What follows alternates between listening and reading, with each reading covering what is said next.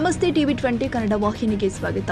ಹಿಂಡಲಗ ಕೇಂದ್ರ ಕಾರಾಗೃಹದಲ್ಲಿ ಕೈದಿಗಳ ಕೈಯಲ್ಲಿ ರಾಜರೋಷವಾಗಿ ಮೊಬೈಲ್ ಇರುವುದು ಅಧಿಕಾರಿಗಳು ಜಾಮರ್ ಅಳವಡಿಸಿದ್ದಾರೆ ಎಂದು ಶ್ರೀರಾಮ ಸೇನೆ ಉತ್ತರ ಕರ್ನಾಟಕ ಅಧ್ಯಕ್ಷ ರವಿ ಕೋಕಿತ್ಕರ್ ಆರೋಪಿಸಿದರು. ಮಂಗಳವಾರ ಬೆಳಗಾವಿಯಲ್ಲಿ ಮಾತನಾಡಿದರು.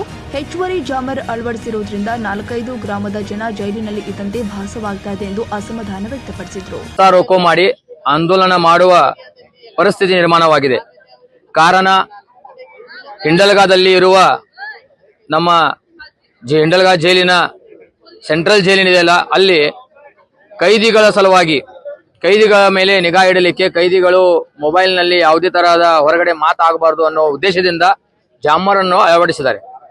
ಆ ಜಾಮರ್ ಅದರ ಫ್ರೀಕ್ವೆನ್ಸಿ ಇಷ್ಟು ಹೆಚ್ಚು ಮಾಡಿದಾರಲ್ಲ, ಪರಿಸರದಲ್ಲಿರೋ 3-4 ಕಿಲೋಮೀಟರ್ ಇರುವ ಯಾವುದೇ ತರಹದ ಮೊಬೈಲ್ಗಳಾಗಲಿ, ಯಾವುದೇ ತರಹದ ನೆಟ್ವರ್ಕ್, ಯಾವುದೇ ಒಂದು ಕಾರ್ಯಕ್ಕೆ ನೆಟ್ವರ್ಕ್ ಬರೋದಲ್ಲ.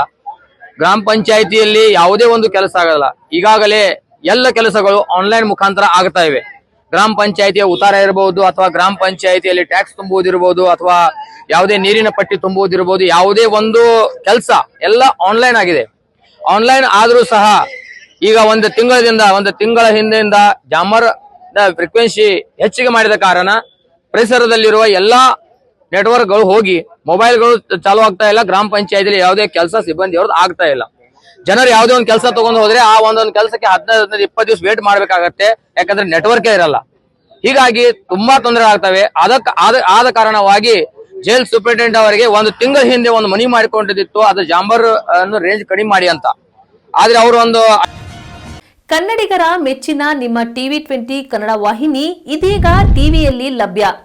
ಕರ್ನಾಟಕ ಮತ್ತು ದೇಶ ವಿದೇಶದ 360 ಡಿಗ್ರಿ ಸುದ್ದಿ ವಿವರವನ್ನ ಪಡೆಯುವುದಕ್ಕೆ ಟಿವಿ 20 ವಾಹಿನಿಯನ್ನು ಲೈಕ್ ಮಾಡಿ, ವಿಡಿಯೋಗಳನ್ನು ಶೇರ್ ಮಾಡಿ, ಕಮೆಂಟ್ ಮಾಡಿ, ಸಬ್ಸ್ಕ್ರೈಬ್ ಮಾಡಿ. HCN ಕೇಬಲ್ 842 ನಂಬರ್ನಲ್ಲಿ ಹುಕ್ಕೇರಿ ತಾಲೂಕು ಹಾಗೂ ಸಂಕೇಶ್ವರದ ಸುತ್ತಮುತ್ತಲಿನ ಹಳ್ಳಿಗಳಲ್ಲಿ ಲಭ್ಯ.